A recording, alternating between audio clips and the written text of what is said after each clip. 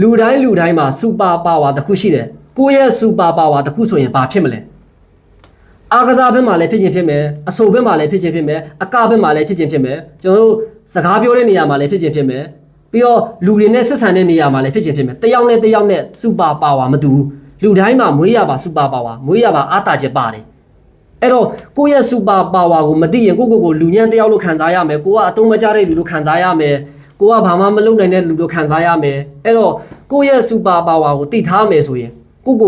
လူတော်တယောက်လို့ခံစားလာရမယ်စူပါပါဝါဆိုတာတခြားသူတွေအတွက်လှုပ်ရတာအရန်ခက်ခဲပြီးမှကိုယ့်အတွက်လှုပ်ရတာအရန်လွယ်ကူတဲ့အရာလူ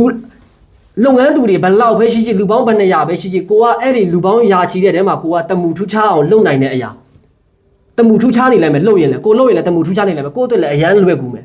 အဲ့လိုမျိုးပေါ့နော်ကိုရဲ့စူပါပါဝါတစ်ခုကိုမသိသေးဘူးဆိုရင်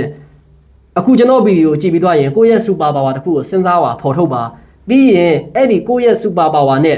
ကိုအဲ့ဒီစူပါပါဝါကကျွန်တော်တို့လိုချင်တဲ့ဘဝကိုကိုဖြတ်တန်းချင်တဲ့ဘဝကိုတိဆောက်ချင်တဲ့ဘဝကိုပုံဖော်ပေးလိုက်ပါပုံဖော်ပေးနိုင်တယ်အဲ့အကြောင်းမလို့ကိုရဲ့စူပါပါဝါတစ်ခုကိုစဉ်းစားပါဖော်ထုတ်ပါအဲ့ကြရင်ကိုလိုချင်တဲ့ဘဝတွေကို